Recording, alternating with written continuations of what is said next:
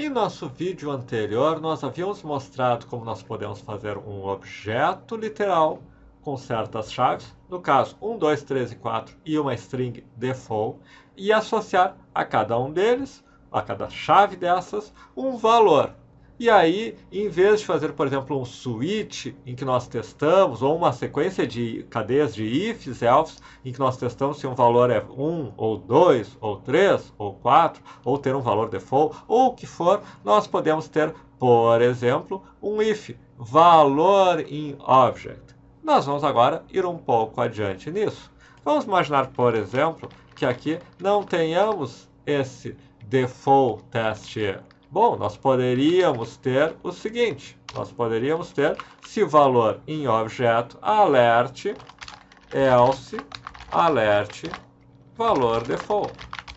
Ou seja, qualquer coisa que não seja 1, 2, 3 e 4, ele cai no else desse if do valor em objeto. Confuso? Peraí, o que eu estou fazendo aqui? Como é que chegou aqui? Como é que abriu o console?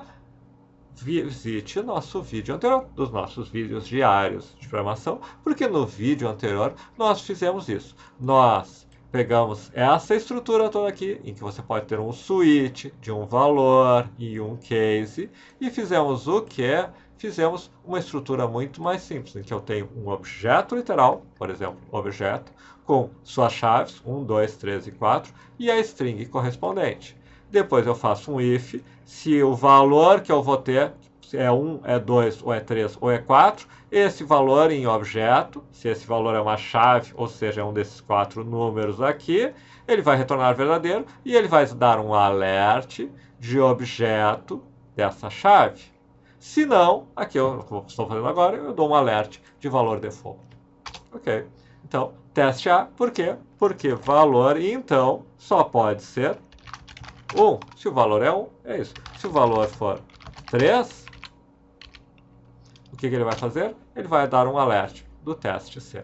E aqui nós temos então essa situação. Se eu tenho uma string ou um valor que eu quero alocar de acordo com outro valor, eu quero fazer uma tabela, olha, 1 é teste A, 2 é teste B, 3 é teste C, funciona. Mas e se for uma situação diferente? Vamos supor, aqui eu não estou apenas pegando um valor, eu estou pegando o valor e fazendo um alerta dele.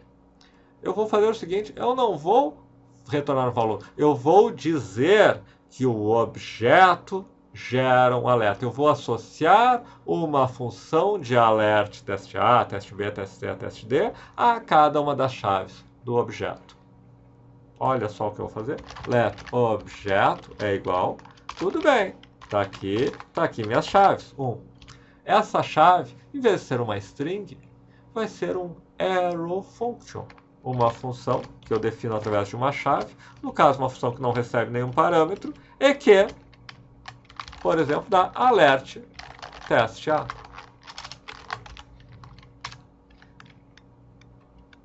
E aqui eu posso ter diferentes funções.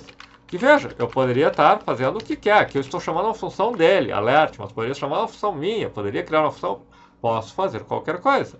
Eu vou fazer um alert teste A, teste B, teste C, teste D. Poderia alguns não ser alerta, poderia ser um console log, poderia ser uma chamada, outras coisas. Mas eu estou simplesmente criando essa estrutura em que eu digo que para 1 é para executar o alert teste A, 2 é para executar o alert teste B. Então eu já estou deixando, inclusive, na estrutura de dados, qual a ação a ser realizada. E como é que eu uso isso? Fácil. Eu continuo, temos aquele valor, certo? Eu posso continuar tendo if valor em objeto, porque isso a gente não mudou, essas são as chaves. Se valor em objeto, o que eu vou fazer? Eu vou fazer o objeto daquele valor que eu vou chamá-lo. Já que é uma função, eu chamo alert teste C. Veja, eu não disse para fazer um alert, eu disse para o objeto daquela chave, eu sei que é uma função, eu estou simplesmente dizendo, execute, chame a função do objeto daquela chave.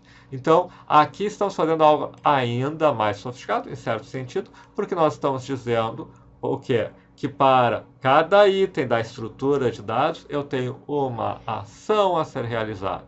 E essas ações podem ser funções que eu tenha criado antes e que eu vou chamar aqui. Podem ser métodos de objetos que eu tenha criado antes e que eu vou chamar aqui. O fato é, isso torna mais claro, mais simples o nosso código. Quando eu tenho múltiplas escolhas, não só, como visto no vídeo anterior, que vai estar aqui no final, não só eu posso retornar diferentes valores de acordo com a estrutura, sem ter que ficar fazendo um if ou um switch, como, e é o exemplo aqui, eu posso também associar diretamente funções. E simplesmente, com uma linha de código, eu estou dizendo que se aquela entrada é válida, execute a função associada na estrutura. Veja como é assim, se valor está no objeto, eu pego o objeto valor e executo ele. Executo a função associada a ele. E aí eu simplesmente associo a cada valor que eu quero a função que eu quero que seja chamada. Então, acostume-se a usar esse tipo de estrutura que vocês vão conseguir criar códigos melhores e mais eficientes. Quando surgir uma situação desse tipo, já está na sua caixa de ferramentas. Aqui eu tenho que ter 5 opções e eu tenho que fazer coisa. Não, peraí.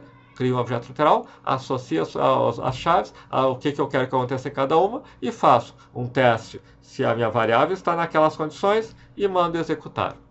Certo? Ficamos por aqui por hoje. Se gostaram, não esqueça de curtir, inscrever, marcar o sininho. Ao final nós temos uma playlist com todos os nossos vídeos diários e o vídeo anterior, se você caiu de paraquedas aqui, o vídeo anterior que nós começamos essa aula sobre o uso de uma estrutura de objetos literais no lugar de um switch. Muito obrigado e até a próxima.